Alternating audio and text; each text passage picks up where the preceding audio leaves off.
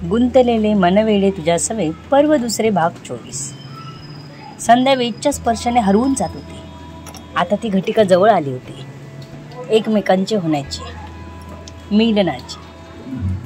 मनातील विचारांनी संध्या घाबरली होती, पण तिला ओढ जास्त होती. वेदने संध्याला पुन्हा एकदा प्रेमाने बघितलं आणि तोही तयार झाला तिला आपलंसं करून घ्यायला. वेदने संध्याला बेडवर व्यवस्थित झोपवलं आणि तो तिच्यावरती आला. जशी वेदने पोझिशन घेतली, संध्याच्या पोटात गोळा आला. हृदय धडधड करू लागलं. श्वास वेगात होऊ लागला. थोडं अंग थरथर करू लागलं. तिने वेदचे हात खूप घट्ट पकडले. शरीर तर तापलं होतं. तिलाच कळत नव्हतं हे आपल्याला काय काय होतंय. वेदने तिच्या ओठांवर ओठ टेकवले. ओठांना आत घेत त्याने तिला एक दीर्घ चुंबन घेतलं तिचं आणि हळूहळू तो तिच्यात प्रवेश करू पाहत होता, पण ते शक्य होत नव्हतं. संध्याने शरीर घट्ट केल्यामुळे आणि घाबरल्यामुळे ती अंग आकसून घेत होती. वेद थोडा वेळ थांबला. त्याने पुन्हा प्रयत्न केले. यावेळी त्याला थोडं यश आलं, पण संध्या जोरात ओरडली. भिंती काही व्हॉइस प्रूफ नव्हत्या, त्यामुळे त्यालाच भीती वाटली. बाहेर ऐकू जाईल तिचा आवाज यायची. त्याने ओठ आपल्या ओठांत घेत तिला केसातून हात फिरवले. आहे त्या स्थितीत थांबला. तिला थोडं रिलॅक्स होऊ दिलं. पुन्हा त्याने प्रयत्न केला. त्यावेळी तिला जास्तच त्रास झाला आणि तिच्या डोळ्यातून पाणी आलं. एक कळ तिला जाणवली तिच्या अंगात आणि थरथरत होती ती. आणि बॅक ऑफ द माइंड तिला आईचे शब्द आठवले. या क्षणी तिला पटलं होतं. तिला तिथून पळून जायची इच्छा झाली. तशी ती वेदच्या हातातून सुटण्यासाठी धडपड करू लागली. तिला जास्त त्रास झाला होता. ती आता मुसमुसू रडू लागली. संध्याला त्याने प्रेमाने मिठी मारली आणि कानात हळूच बोलला, प्लीज माझ्यावर विश्वास ठेव. नाही होणार जास्त त्रास, छान वाटेल. त्याने तिला लाडाने गालावर थोपटला. वेदलाही हा अनुभव नवाच होता. तोही थोडा टेन्शनमध्ये आला होता. ते त्याने संध्याला दाखवलं नाही. संध्याला थोडा धीर धरायला सांगून त्याने तिचे डोळे पुसले. एवढं पुढे येऊन मागे जाऊ वाटत नव्हतं. थोडा त्रास त्यालाही होत होता, पण आता थांबायचं नव्हतं. त्याने तिच्या कपाळावर ओठ टेकवले. तिला थोपटत, नाकाला नाक घासत, थोडी मस्ती करत त्याने पुन्हा ट्राय केले. यावेळेस त्याला यश आलं आणि तोही सुखावला. तिचे डोळे अजूनही ओले होते. त्याने आपल्या हाताने ते पुसले. डोळ्यांवर ओठ टेकवत तिला घट्ट मिठीत घेतलं. आता त्याने एक लय पकडली होती, जी संध्याला सुखावून गेली होती. शहाऱ्यांनी अंग भरून गेलं होतं. ती आता वेदचं नाव घेत होती. तिला आज वेगळ्याच जगात वेद घेऊन गेला होता. ती आता हसत होती. डोळ्यातील वेदना निघून गेली होती. त्याच्यासोबत ती आता वाहवत चालली होती. अख्ख्या जगाचा विसर पडला होता त्याला. वेदमय झाली होती ती. वेद तर 7वे आसमान पे होता.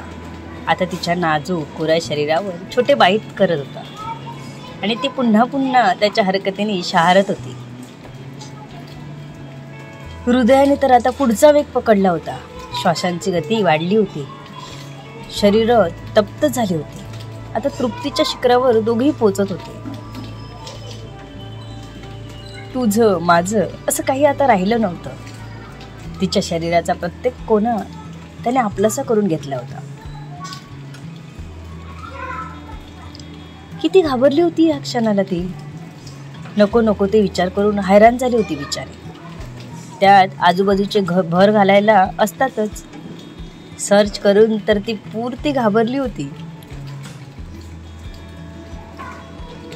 वास्तवात जरी तिला पळून जायला मन केलं होतं, तरी आता तिला भारी वाटत होतं. आता पूर्ण रूम तिच्या सुखद हुंकाराने भरून गेली होती. आजची रात्र त्यांना खऱ्या अर्थाने एकमेकांचं करून गेली होती. तृप्तीच्या सागरात न्हाले होते दोघे. दोघेही थकून गेले होते. या सर्वात किती वेळ निघून गेलेला ते कळलंच नव्हतं दोघांना. पहाट झाली होती. दोघेही तसेच झोपून गेले. आज संध्या आणि वेदचा दरवाजा काही 10 वाजून गेले तरी उघडत नव्हता. त्यांना जागच आली नव्हती. जेव्हा दरवाजावर टकटक ऐकू आली तसे दोघेही जागे झाले. हे तर साधनाच्या पुढचं काम झालं होतं. ती तरी निदान 10च्या आत तरी उठली होती. इथे तर दोघांना दरवाजा ठोकून उठवायला लागलं होतं.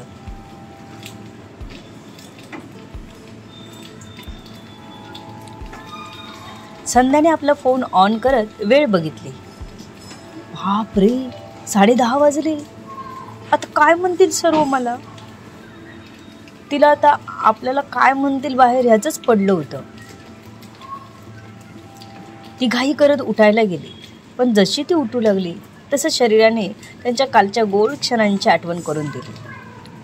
तिला साधनाची अवस्था लक्षात आली. तिला आपण काय काय बोललो होतो मनात, आणि आपण तर 10:30 झाले तरी उठलो नाही.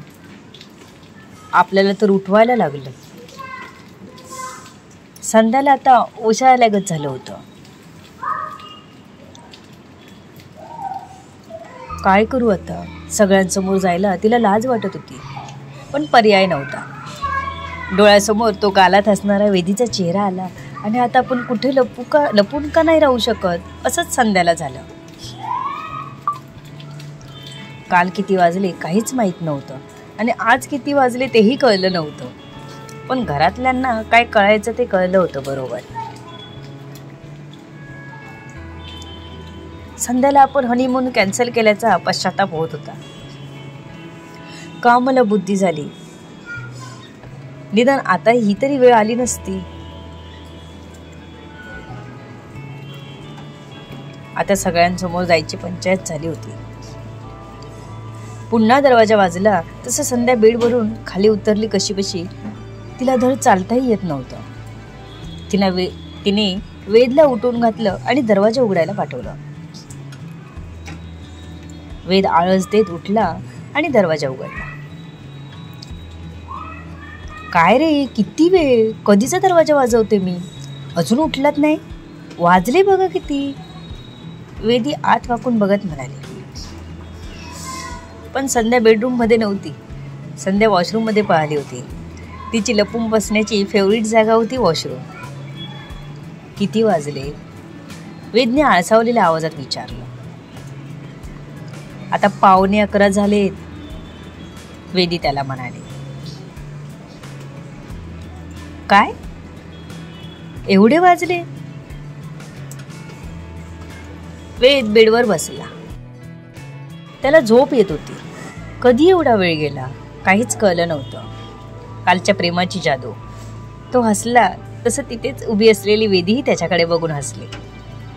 आई, तू जा, मी येतो बाहेर, वेद तिला म्हणाला, जेणेकरून ती बाहेर जावी आणि आपल्याला अजून ऑकवर्ड सिच्युएशन येऊ नये एवढंच मत.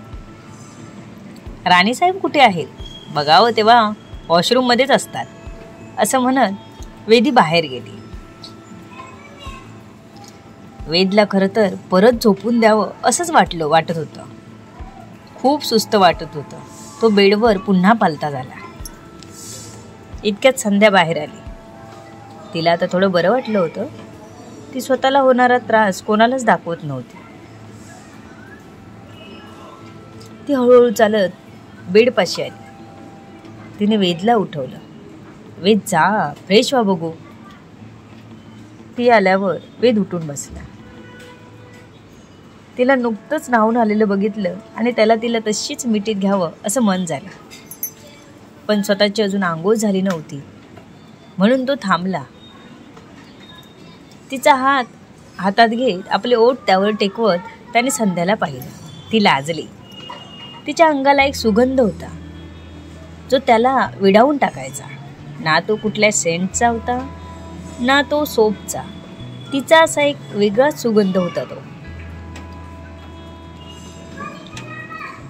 जाऊ द्या मला, आधीच उशीर झालाय. आई आता माझ्याकडे बघून हसत राहतील. मला अजूनच कसं तरी होईल आणि काय काय विचारतील त्याचा पत्ता नाही. संध्या लटकं बघत म्हणाली, एक काम कर ना, आज तू बाहेरच जाऊ नकोस, मग टेन्शनच नाही. वेद तिला म्हणाला. आणि मी बाहेर नाही गेली म्हणून सगळे बघायला येतील त्याचं काय? तुम्ही पण ना, नको तिथे डोकं चालवता वेद. संध्या म्हणाली आणि जायला वळली. तसं वेद उठला आणि तिच्या कपाळावर ओठ टेकवले. मगच तिला जायला दिला. संध्याला अजून बाहेरचा गड लढवायचा होता. काश आज तिला लवकर जाग आली असती तर, ती मनातच म्हणाले. तर आता ही ऑकवर्ड सिच्युएशन आली नसती. तिने हळूच पाय रूम बाहेर टाकला. बघितलं तिथे कोणी नव्हतं. ती थोडी घाई करू पाहत होती पण नव्हतं जमत तिला. ती तशीच किचन मध्ये गेली. आता तिला वेदीचा सामना करू वाटत नव्हता, पण सांगता कुणाला? एकाच घरात राहून जाणार तरी कुठे? तिला आलेलं बघितलं तसं वेदी पुढे आली. चहा देऊ? वेदीने विचारलं. नको नको, मी घेते, संध्या म्हणाली. बरं वाटतंय ना की आराम करतेस? वेदी म्हणाली. तसं संध्या लाजली. नाही नाही, मला बरं वाटतंय, संध्या म्हणाली. तुम्ही मला सारखं विचारलात तर मात्र जावं लागेल आराम करायला, ते मनातच म्हणाले.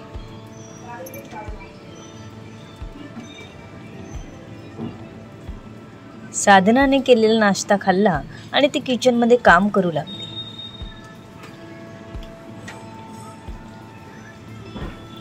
वहिनी, आराम हवा असेल तर जा, मी सर्व करेन, साधना हळूच जवळ येत म्हणाली.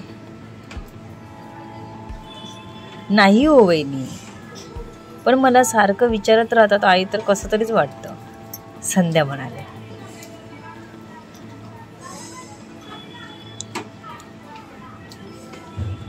अगं, त्या काळजीने बोलतात. सगळ्यात सासू अशा नसतात. आपल्या सासूबाई खरंच चांगल्या आहेत. तू समजून घे त्यांना, त्यांच्या भावना, साधना म्हणाली. अहो, त्या वाईट आहेत असं कुठे म्हणाले मी?